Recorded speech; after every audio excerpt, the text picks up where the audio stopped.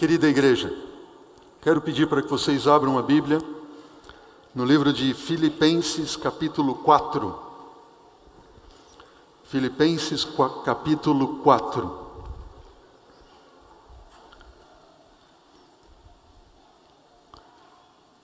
E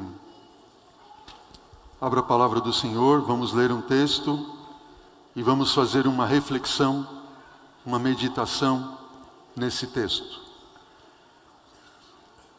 Estamos juntos?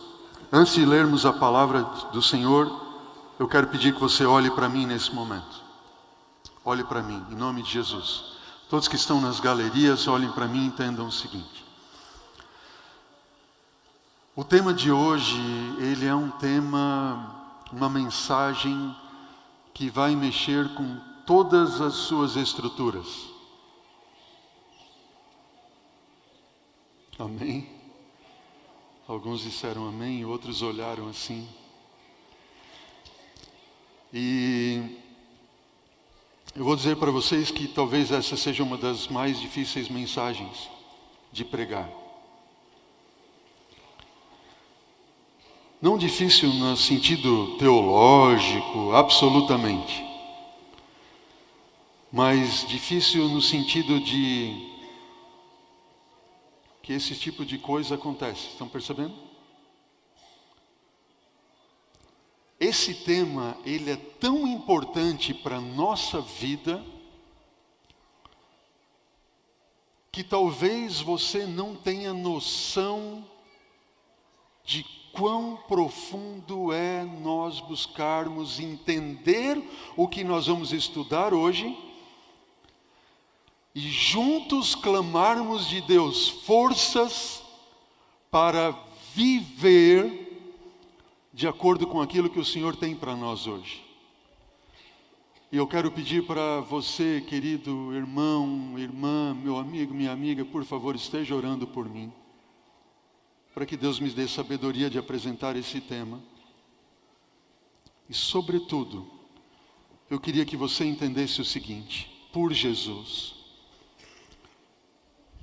que aquilo que eu vou apresentar a vocês não é o que eu acho, não é o que eu penso,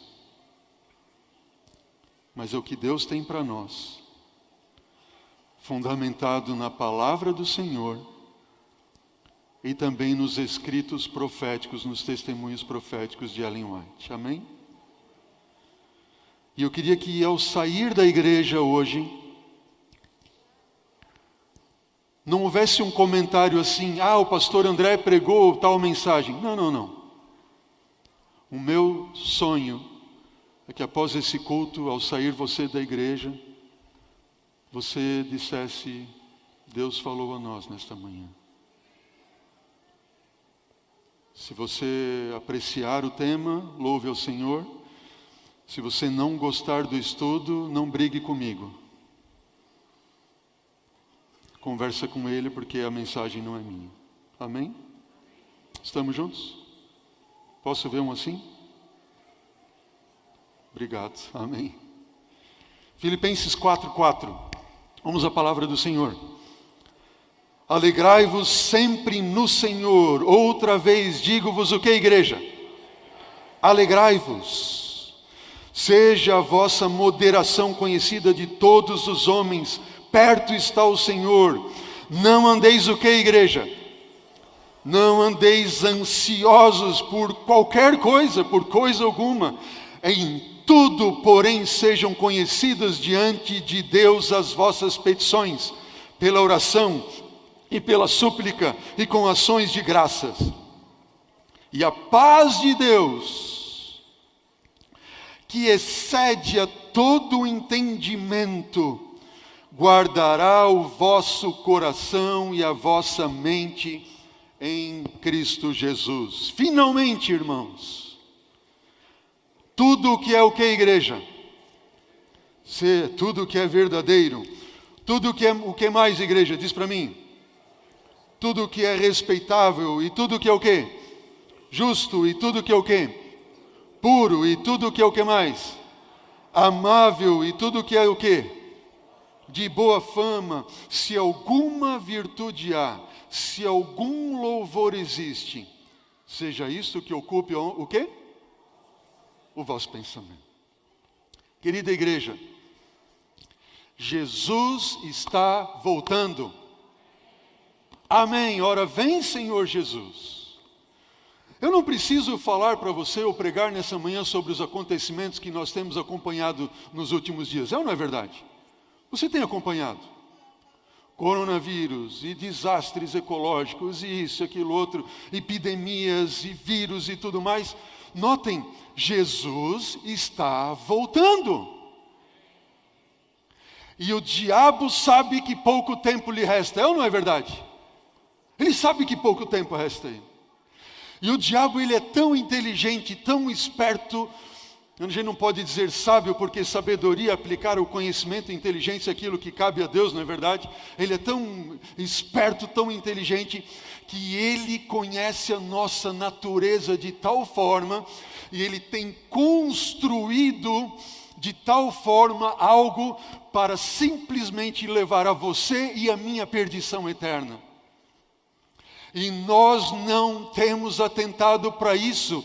Isso é tão forte, tão terrível, e a grande batalha que o inimigo tem travado, entende, com você e comigo, é a batalha pelo quê? Pela nossa mente. Pela nossa mente. Se o diabo conseguir tomar a tua mente, a minha mente, acabou. Nós estamos perdidos. E ele ganhou a batalha. É ou não é verdade? Eu estive estudando acerca dessa batalha pela mente e pelos pensamentos. E eu descobri algumas coisas bem interessantes. E eu quero compartilhar com vocês nesta manhã. Esse indivíduo, Wilhelm Humboldt, eu acho que é esse o nome. Ele é um dos precursores ou dos fundadores das teorias da linguagem e filosofias da linguagem. Esse indivíduo, ele diz assim, eu só tenho acesso ao teu pensamento através do quê? Da tua linguagem. Aquilo que nós falamos revela aquilo que nós o quê? Pensamos. Ele diz assim, a linguagem é a expressão do pensamento. Por que isso é tão importante? Estudiosos da linguagem, de linguística, eles analisam escritos antigos dos povos e civilizações, para através desses escritos analisar a linguagem dos povos, entender a forma como eles pensavam e como eram as civilizações no passado. Gilkey, um teólogo que também tem estudado princípios da linguagem, a formação do pensamento, ele diz assim, a linguagem não é um mero comunicador do pensamento. Ela é o quê? Ela é o próprio pensamento. Gilkey está dizendo o quê? Que quando aquilo que nós falamos, nos expressamos, é o nosso próprio pensamento. Não tem como dissociar uma coisa da outra. Claro que ele diz, sempre que alguém pronuncia uma frase, a pessoa está o quê? Fazendo algo. Ele agora começa a se aprofundar um pouco mais e dizer o quê? Quando nós falamos, nós não estamos somente falando, nós estamos fazendo. Porque a nossa linguagem expressa os nossos pensamentos e também se concretizam em ações. E claro que ele dá um exemplo, ele diz assim, dizer para alguém eu te amo não era meramente transmitir uma informação, mas que você está o quê? Você está fazendo algo. Faz sentido ou não? Você está fazendo algo. A fala, mais do que uma informação, ela é um ato. Você não está dizendo somente alguma coisa. Você está o quê? fazendo aquilo que você então tem dito. E esses princípios que nós vimos da linguística, da linguagem, princípios de linguagem, eles têm um fundamento bíblico, muito embora alguns deles não tenham essa crença. Mas Provérbios, como você pode ver, 23, versículo 7, diz o quê? Assim como você pensa na sua alma, assim você é. Os estudiosos de linguagem, eles pegam, por exemplo, o seguinte: quando você consegue estudar a linguagem de alguém, de uma comunidade, de um povo, de uma civilização, você consegue entender através da linguagem. Ela expressa a linguagem, o que? Os pensamentos, certo? Vamos acompanhando a lógica comigo. A linguagem expressa os pensamentos, e os pensamentos, quando formulados, ou eles são formulados, através de quê? De histórias. E nós podemos ler esse quadro ao contrário. Na verdade, os estudiosos de linguagem, eles partiram deste princípio e eles entenderam o quê? Que as histórias, isso aqui é o mais importante de você entender hoje, tá bem? Eles entenderam o quê? Que as histórias, elas formulam os pensamentos, que por sua vez expressam o quê? A nossa linguagem. Deu para entender? Vamos repetir a ideia? As histórias formulam pensamentos que por sua vez são expressos através da linguagem. O que isso significa? Significa que quando você tem os seus pensamentos que são formados por histórias, que são expressos através da sua linguagem, isto vai revelar o que, igreja? Diz para mim. Quem você é, quem eu sou. E aquilo que eu sou, ou quem eu sou, vai revelar para mim qual é a visão da realidade de Deus que nós temos, ou podemos formular. Em suma, se pudéssemos resumir tudo, de uma forma bem simples, é o seguinte: a base de tudo está onde? Nas histórias. Deu para entender? As histórias formulam pensamentos que são expressos através da linguagem. A base de tudo está no quê? Nas histórias. E as histórias, elas vão dar para você uma visão de realidade de Deus. Pastor, bastante filosófico isso. Eu quero que você entenda o seguinte: o que o diabo mais quer é tirar da tua mente a ideia de que existe um Deus. E se ele não conseguir tirar da tua mente a ideia de que existe Deus, o que ele vai fazer? Ele vai tentar torcer a realidade de Deus para a sua vida. Estão entendendo, não? Deus nos criou e Deus fez o seguinte: quando você olha para a Bíblia, por exemplo, quanto da Bíblia é história ou narrativa? Quase tudo, não é verdade? São histórias. São as histórias que nós contamos para as crianças, são as histórias que algumas delas nós estudamos na semana passada, na árvore genealógica de Jesus. Essas histórias, elas expressam o quê? Uma realidade de Deus. Quem é Deus? Quando você vai do Gênesis ao Apocalipse, é praticamente tudo narrativa, praticamente tudo história.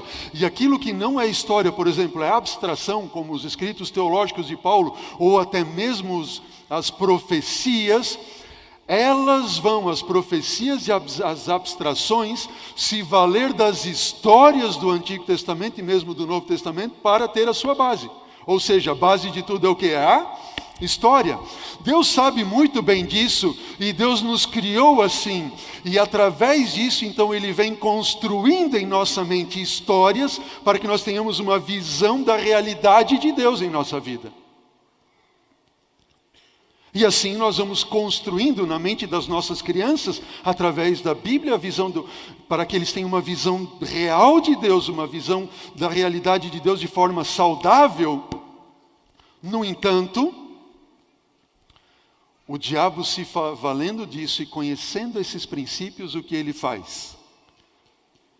Para tirar da sua mente a visão da realidade de Deus, de que existe um Deus, ou para torcer essa questão de uma realidade de Deus na sua mente. O que ele vai usar? Diz para mim, igreja. Ele vai usar histórias. O diabo vai usar histórias. E com as histórias ele quer torcer a visão da realidade de Deus da sua mente. E se ele torcer, se você não tem uma visão saudável acerca de quem é Deus, o diabo pensa assim, ótimo, ele está perdido. Estamos juntos?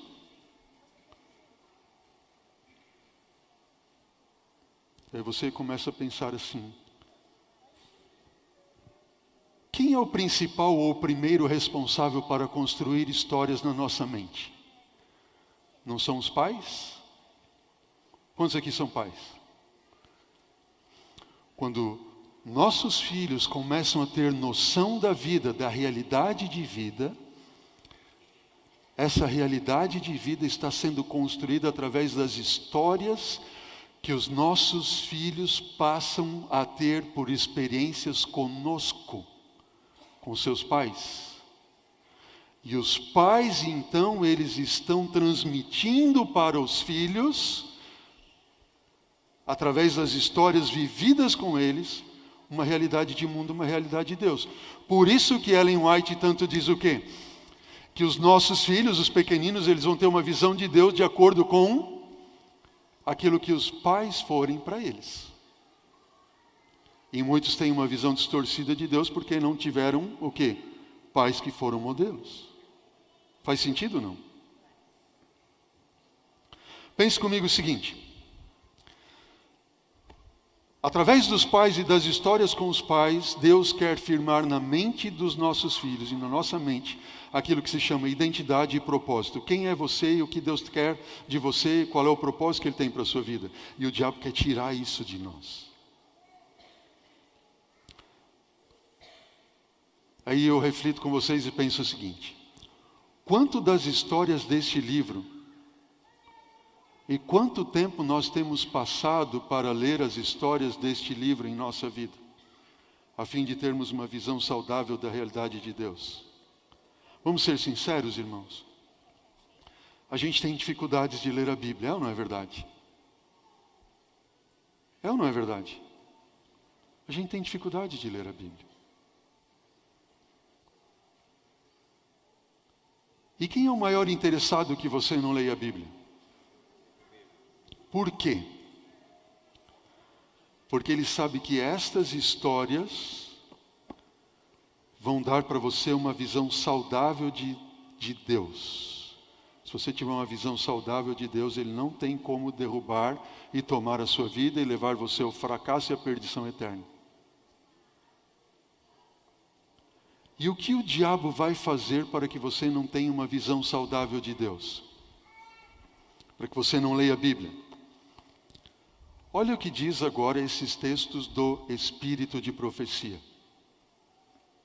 Todos eles dizem assim: vi que jovens e adultos negligenciam a Bíblia e não fazem da Bíblia, deste livro, o seu estudo e regra de vida como devem. Os jovens, eles são especialmente culpados desta negligência. A maioria deles está preparada e dispõe de todo o tempo para fazer o que? Diz para a minha igreja. Para ler qualquer outro livro. Qual deveria ser a nossa regra de vida e de fé? A Bíblia. Só que daí o diabo vem, ele diz assim: Bom, se são as histórias que vão formular os teus pensamentos e vai revelar aquilo que você é ou irá se tornar, dando a ti uma visão de realidade de Deus, saudável ou não saudável, até mesmo tirar, o diabo ele vai usar histórias para te destruir. E aí ele cria livros de histórias.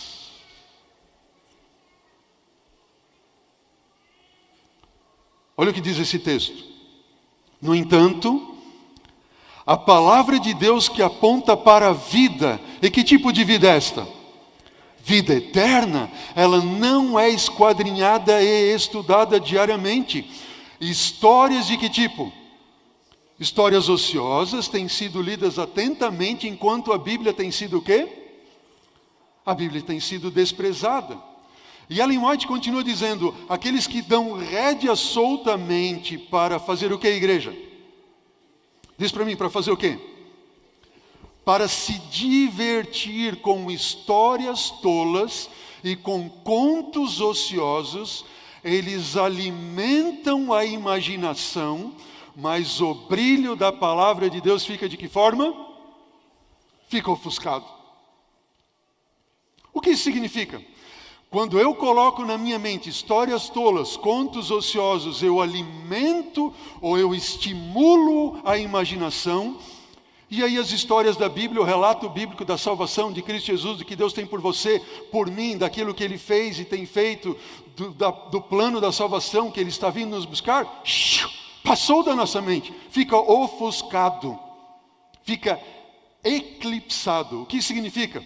Se a palavra de Deus é luz que ilumina os nossos caminhos, e ela deve iluminar a minha vida, iluminar o meu ser, expulsar as trevas da minha alma, pois essas histórias tolas e contos ociosos fazem um eclipse, elas vão obscurecer o brilho da palavra de Deus que não vai chegar à minha vida.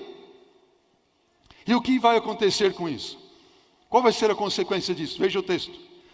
A mente é diretamente desviada de Deus, é destruído o interesse em sua preciosa palavra. Uau!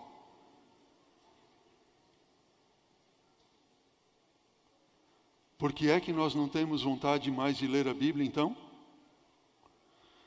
Segundo os estudos científicos de linguista, da Bíblia e do Espírito de profecia, por que nós não temos mais interesse em ler a Bíblia?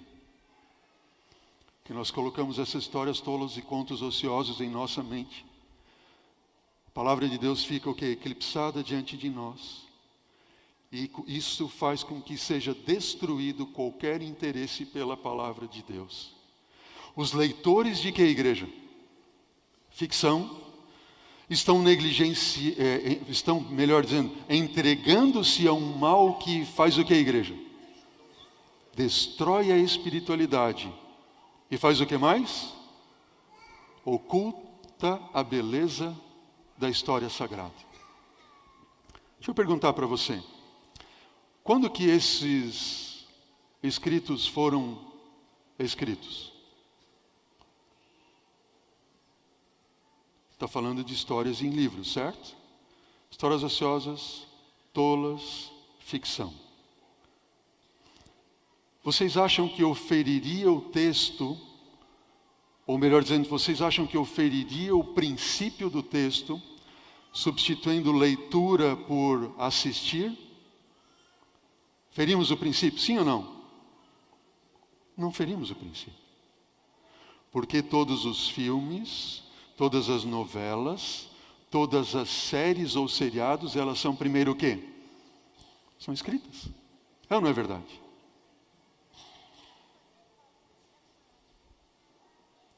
E algumas vezes a gente vem na quarta-feira na igreja, pastor, ore pela minha espiritualidade. Irmãos, orem pela minha espiritualidade.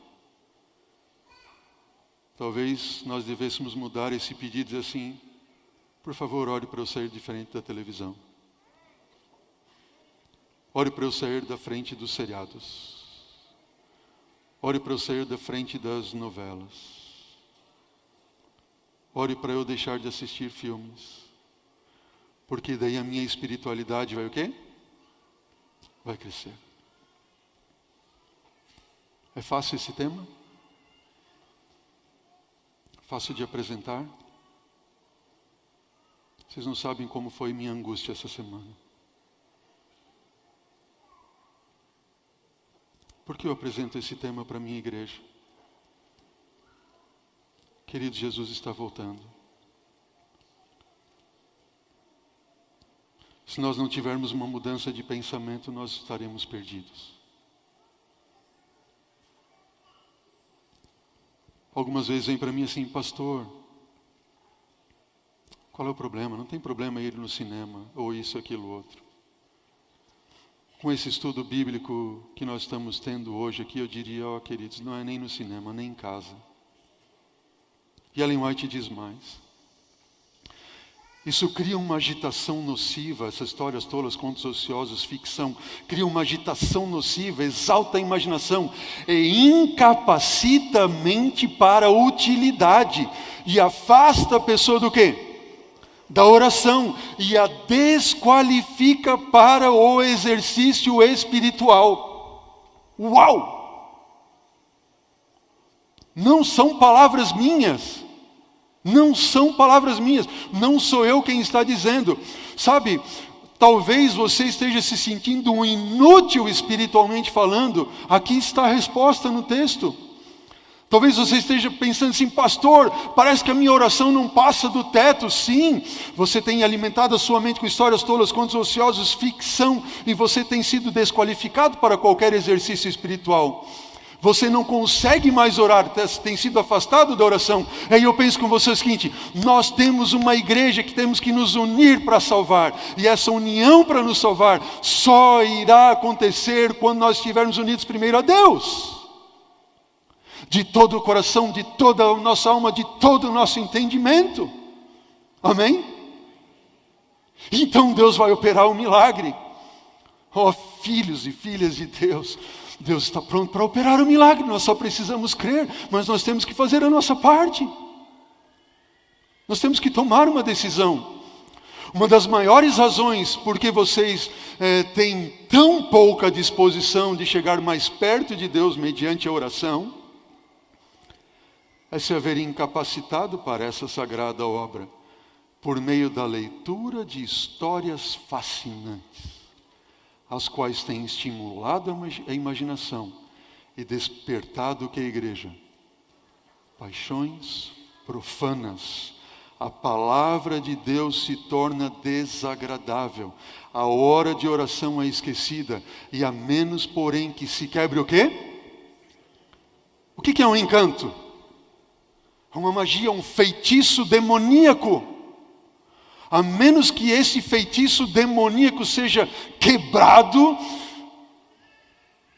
onde em breve compreender que a porção do transgressor é a parte que lhes cabe a eles. Por que cada ano que passa tem sido mais difícil pregar a Bíblia? Sabe, pense num pastor jovem. Para ser um pastor dos jovens hoje, o camarada quase tem que ser um malabarista, né? Ele tem que vir na frente do púlpito e fazer tudo, e luz, e tudo mais. Por quê? Porque a mente está tão excitada que não tem mais vontade nas coisas do céu. Faz sentido ou não? E quando alguém vem à frente para pregar a palavra de Deus, isso não...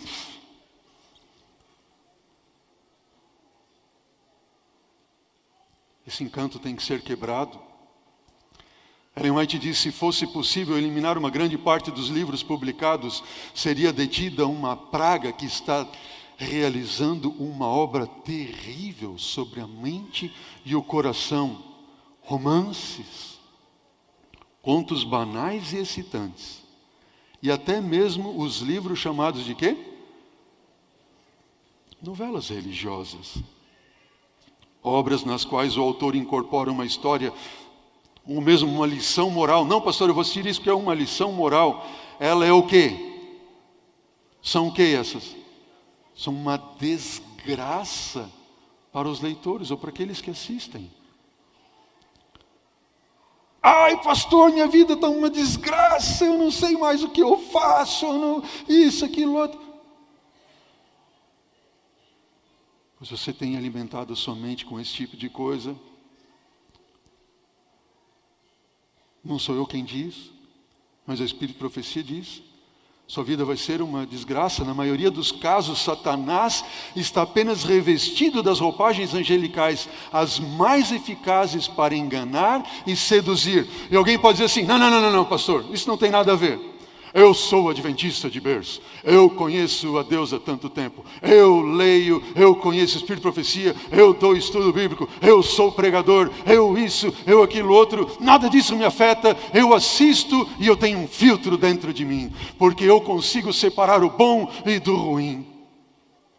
Mas bom, se é esse o teu pensamento, olha o que diz o Espírito de Profecia, não eu. O que diz o texto? Diz para mim, igreja. Ninguém, vamos ler juntos? Ninguém está tão firme nos princípios corretos. Ninguém está tão protegido da tentação que esteja seguro lendo essas histórias. Quantos podem estar seguros? Ninguém. Ninguém.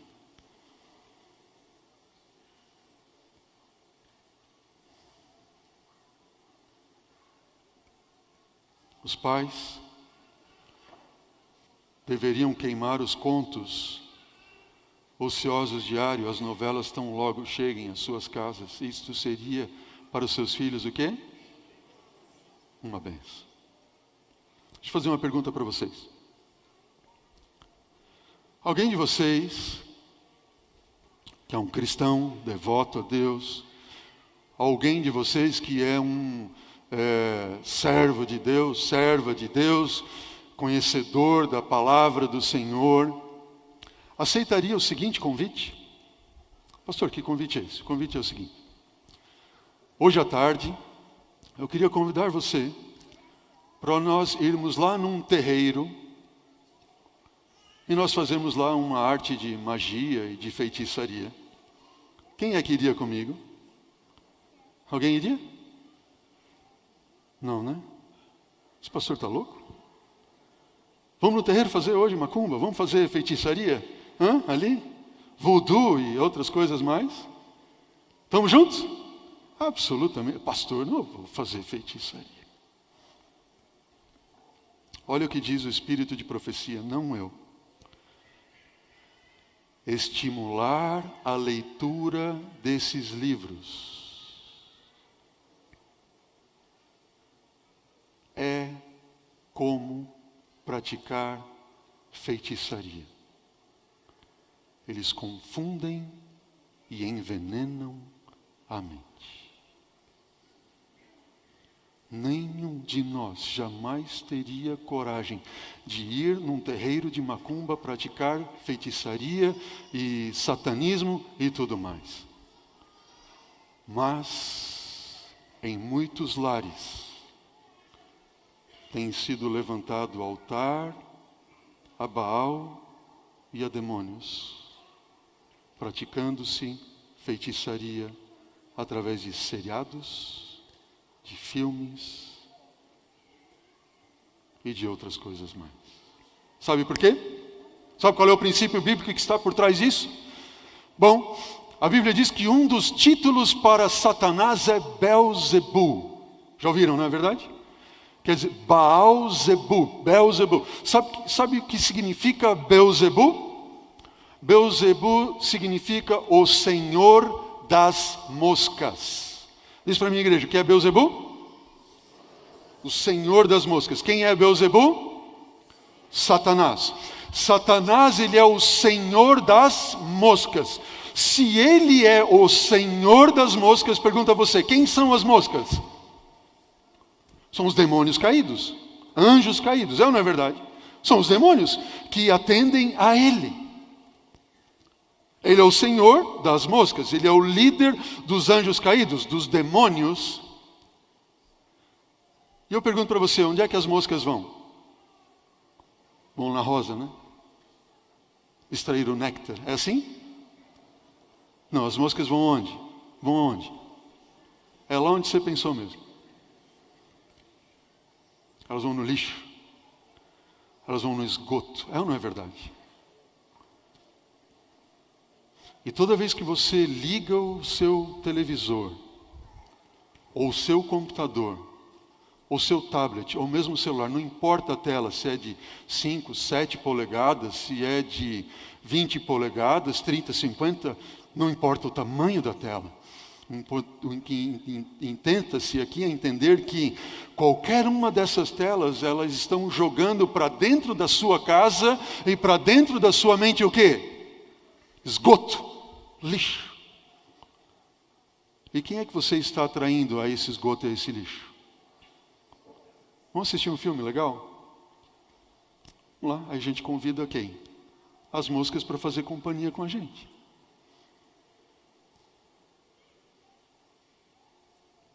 Eu estava num acampamento de verão, alguns anos atrás, e aí sentamos à mesa para almoçar com um casal de jovens. Ela tinha, bem novinhos eles eram, ela já tinha um filhinho pequenininho, estava grávida, assim, a ponto de ganhar o próximo bebê. Ela podia até ganhar ali, começar o trabalho do parto durante o acampamento. Sentamos à mesa, e aí conversando, ela disse assim: pastor, eu não sei o que acontece comigo. Eu não tenho mais vontade de ler a Bíblia, eu não tenho vontade de ir à igreja, a morte de Jesus não tem sentido para mim, nada disso. Eu comecei a conversar com ela. Sabe qual era o passatempo dela quando ela então era mais jovem? Até então, assistir filmes, ir ao cinema. O que o diabo faz com isso? Ele vai lançando histórias que vão construindo ou destruindo a visão da realidade de Deus. Entenderam? E eu estava pregando essa mensagem como estou apresentando aqui para vocês hoje, em uma outra igreja. E eu me encontrei com uma menina, uma jovenzinha no final. E ela veio para mim, chorava. Pastor, tudo que o senhor falou foi para mim, isso, aquilo, outro. E eu disse assim: filha, você me permite gravar isso que você está falando? Pode abençoar a vida de outras pessoas? Ela disse: sim, pastor, pode gravar. E ela começou a falar. Eu quero mostrar para vocês 40 segundos desta conversa. Só 40 segundos. O áudio não é bom, mas eu queria que você prestasse atenção nesses 40 segundos desta conversa e perceba o que ela fala. Note bem. Ai, meu Deus. E por incrível que pareça, assim, depois que eu comecei a assistir, nem nada me toca. Nem o culto, nem a pregação. Eu leio a Bíblia assim, não faz sentido. Eu fico até triste de falar isso, mas na hora que o senhor falou da menina do acampamento, pra mim também às vezes não tem sentido a morte de Jesus. Eu fico pensando que, sabe, não tem sentido essas coisas e eu só fico focando naquilo. É como se eu entrasse naquele mundo e o mundo que é real não existe, entendeu? Que é tudo a parte de Jesus. E começou a ficar tudo um desastre, sabe? E O áudio não está muito bom e reverbera um pouco, mas ela está dizendo o seguinte: pastor, desde que eu comecei a assistir esses filmes, esses seriados, tudo começou a ser uma desgraça para mim.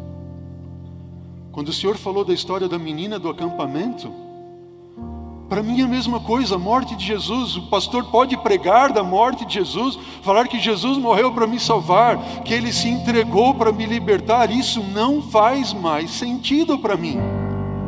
Não faz sentido algum. Pastor, minha vida passou a ser uma desgraça. E ela falou assim: é como se eu tivesse entrado num mundo, e um mundo que não é real, e eu não conseguisse mais sair dele.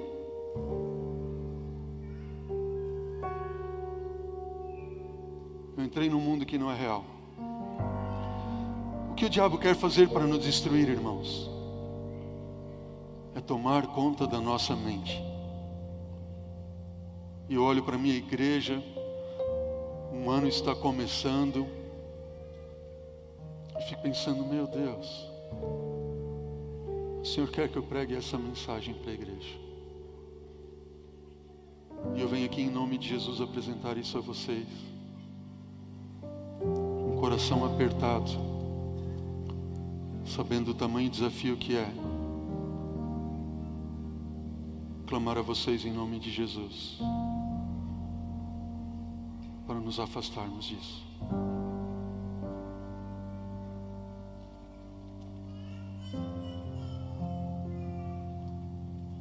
Essa menina, ela perguntou para mim assim: pastor, tem salvação para mim? O áudio tem 14 minutos, eu não coloquei tudo.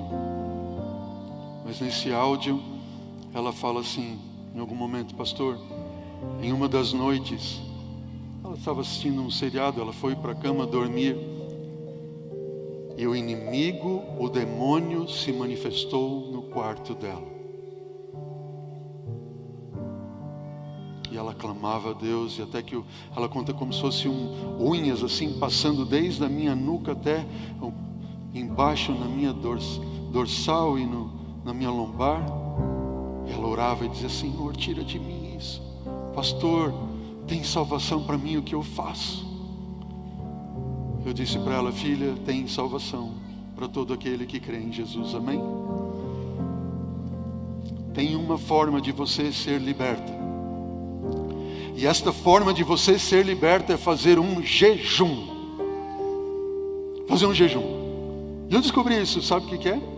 Minha esposa esteve adoentada com uma doença autoimune que descobriu há cerca de 6 anos atrás. E essa doença autoimune que não tem cura, aqueles que sofrem de algum tipo de doença autoimune sabem que não há cura. Ela foi para a nossa clínica lá em São Roque. E o médico lá ao examinar disse assim: olha, para começar você a ter resultado, a Alessandra sabe isso muito bem, você precisa fazer o quê? Uma desintoxicação. Porque quando você desintoxica, então o seu organismo começa a reagir e a se reconstruir. Entenderam bem? E o princípio para nossa mente e nossos pensamentos é o mesmo. Para nós vencermos, nós temos que fazer o quê? Uma desintoxicação mental. Os pensamentos errados. E assim como é no físico, no mental, você tem que fazer um jejum. E eu queria desafiar você a fazer um jejum de 40 dias, 6 semanas. Não é para ficar sem comer, não, absolutamente. Comer sim aquilo que Deus colocou como mais saudável que você possa comer. Mas fazer um jejum de não assistir filmes, não assistir seriados, não assistir novelas, não ir ao cinema, e etc, etc, etc. Porque você vai então fazendo essa desintoxicação, vai estar sendo purificada a sua mente. E a Bíblia então começar a ter valor para você de novo. Ela vai brilhar para você de novo. E eu fiz esse desafio em uma igreja, uma grande igreja, 1.500 membros. Quando eu estava pregando, fazendo uma semana de oração, e uma jovem veio para mim no final e disse: pastor, eu vou fazer, eu preciso disso. Eu disse assim: filha, faz o seguinte, você vai me mandar uma mensagenzinha todos os dias, combinado? Eu quero saber como é que você está reagindo a isto. E eu copiei esta mensagem, eu quero compartilhar com vocês, está aqui na tela. Acompanhem comigo. Ela diz assim: pastor, boa noite. Não faz nem uma semana que eu aceitei o desafio e tenho a sensação de que já se passaram meses. Já estamos no Natal. Eu tinha feito a semana de oração, era em setembro. E ela é muito expansiva, bastante brincalhona. Ela diz assim: pastor, eu tenho sonhado com os filmes que assistia no Netflix. Às vezes, quando eu estou lendo o Espírito de Profecia, tenho que ler um parágrafo 2 vezes, porque me dá algum devaneio. E os devaneios são sempre lembranças de filmes que eu vi. Está muito difícil. Aí outro dia ela me escreveu: tranquilo, pastor, continuo na luta aqui. Todos os meus devaneios e fraquezas possíveis estão sendo mostrados a mim. Eu andei a vida toda de que forma? Diz para a minha igreja: alienada. Eu estava alienada. Eu não sabia. Eu estava alienada. Eu estou tendo que lidar com a realidade por tempo integral. Lembra o que a menina do áudio falou? Pastor, eu fui ao mundo fora da realidade, eu não conseguia sair dele. Agora eu saí para o mundo. Eu estou tendo que lidar com a realidade em tempo integral. degrau, você olha de judiar, mas agora, depois de quase 2 semanas, está começando a ficar um pouco mais tranquilo. Igreja, olha para mim. Eu fiz esse desafio e um jovem jornalista, um homem de Deus, ele aceitou o desafio numa sexta-feira, quando eu estava pregando no encontro de jovens, e na segunda-feira de manhã ele veio na minha sala, colocou a mão no meu ombro e disse assim: pastor, ora por mim. Pastor, eu não sabia que eu era tão viciado. E enquanto ele falava, o suor escorria pelo seu rosto, e nas costas, quando eu botei a mão ao redor dele para orar, ele estava suando, as costas estavam molhadas. Tamanha era a sensação de abstinência que ele estava tendo. Continue olhando na tela. Eu era viciado e não sabia. Ontem eu concluí 5 semanas, outra mensagem que ela mandou para mim. 5 semanas de desintoxicação. Falta só mais uma, mas já não faz mais diferença, porque eu parei de contar os dias. Essas distrações já não me fazem mais falta. Aliás, me tornei tão produtiva que eu não consigo me imaginar mais sentada tanto tempo na frente do meu note, do meu computador, como eu fazia. Eu estava perdendo a minha vida, e depois que eu desintoxiquei a minha mente, descobri que estava com depressão. Eu estou tratando, pastor, fica tranquilo. Pastor, as 2 primeiras semanas foram as mais difíceis, porque eu tinha crise de abstinência, eu sonhava com filmes que já tinha assistido, eu tinha dores de estômago e de cabeça, mas eu persisti. Eu sou responsável pelas redes sociais da minha empresa, terceirizei este serviço para não entrar em aspecto nenhum. Fui bem rigorosa, porque realmente eu queria ter uma experiência com Deus, e Deus foi comigo que muito, amém. O nosso Deus é gentil, Ele é maravilhoso. Foi difícil aceitar que eu tinha jogado uma parte da minha vida fora. Foi difícil perceber que eu tinha muita coisa em mim, que eu precisava mudar, que o meu casamento estava com sérios problemas. Mas eu fiquei tão alienada por tanto tempo que não via a confusão em que eu tinha me metido. Agora, graças a esse desafio, eu posso reconstruir a minha vida, fazer novos projetos. Ela diz assim: vovó White é fantástica.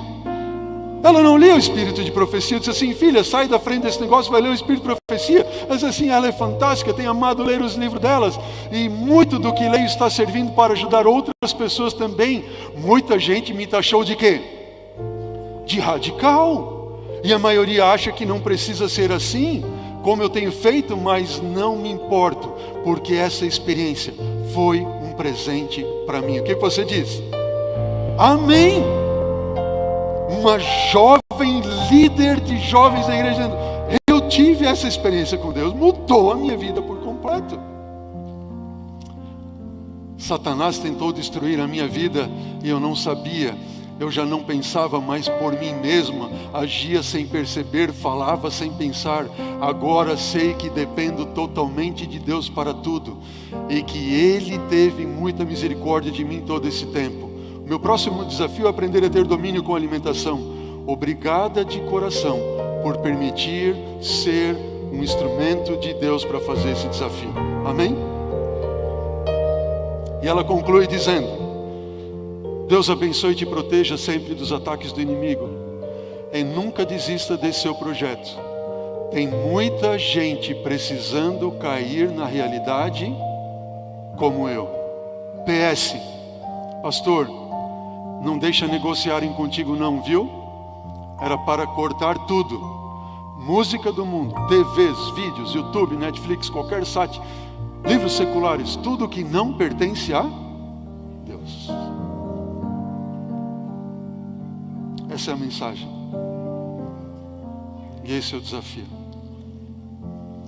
Há alguém aqui nesta manhã que gostaria de aceitar um desafio de 6 semanas de jejum, desintoxicando a sua mente, clamando a Deus, dizendo: Senhor, amém, louvado seja Deus. Louvado seja Deus por isso. Senhor, eu quero desintoxicar a minha mente. Temos mais uma mão erguida lá. Fique em pé em nome de Jesus. Fique em pé em nome de Jesus. Não vai ser fácil, mas você vai ver que o brilho da palavra de Deus vai entrar tanto na sua vida, tanto no seu coração, que você vai dizer: uau, Jesus está me revelando tantas lindas coisas, e há tanto tempo eu não sabia. Aceite esse desafio, não por mim, não porque eu prego, não! Jesus está clamando a todos nós porque Ele quer nos salvar. O único desejo e intento dEle é nos salvar, e nós precisamos dar permissão a isso para que Ele nos salve, e essa permissão nós daremos se nós tentarmos fazer aquilo que está ao nosso alcance para que a nossa mente seja desintoxicada das coisas deste mundo. Então Deus operará com poder e grande glória sobre nós, sobre a sua igreja. Amém! Preciso me entregar, Senhor, preciso a Ti me entregar. Preciso ouvir Tua voz a me falar.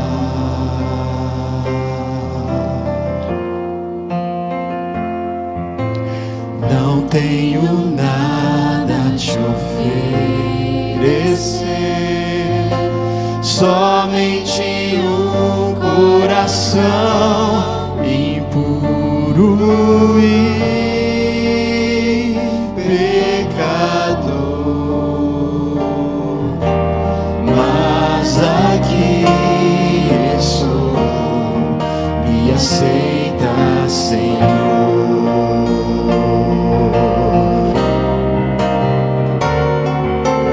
Toma os meus pensamentos, meus dons e meus bens.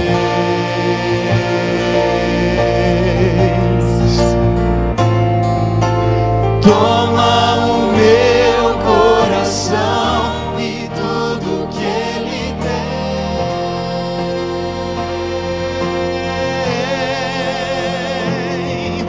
Renova, Senhor, meu viver.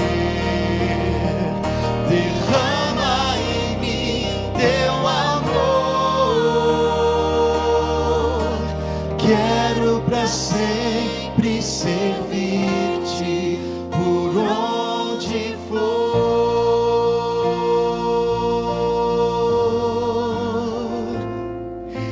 Preciso me entregar, Senhor, preciso a Ti me entregar.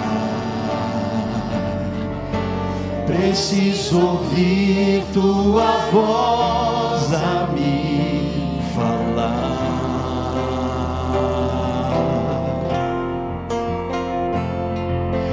Não tenho nada a te oferecer,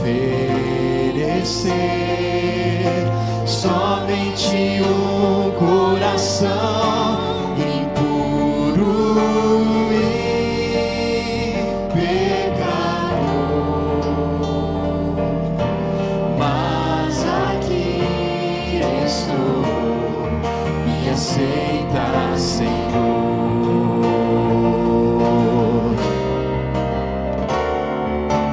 Toma os meus pensamentos, meus dons e meus bens.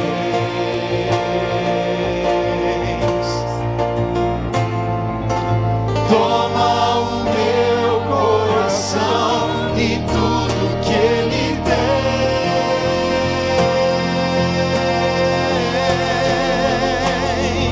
Renova, Senhor, teu viver. Derrama em mim teu amor. Quero pra sempre servir-te por onde for.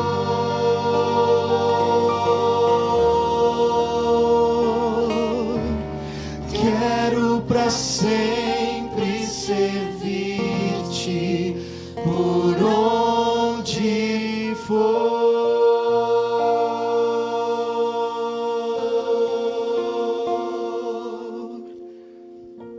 Bom Pai, dá-nos força, Senhor, para vencermos esta batalha. Que a cada dia, Senhor, estejamos mais nos santificando a Ti, a fim de sermos usados por Ti. Salva, Senhor, a minha igreja.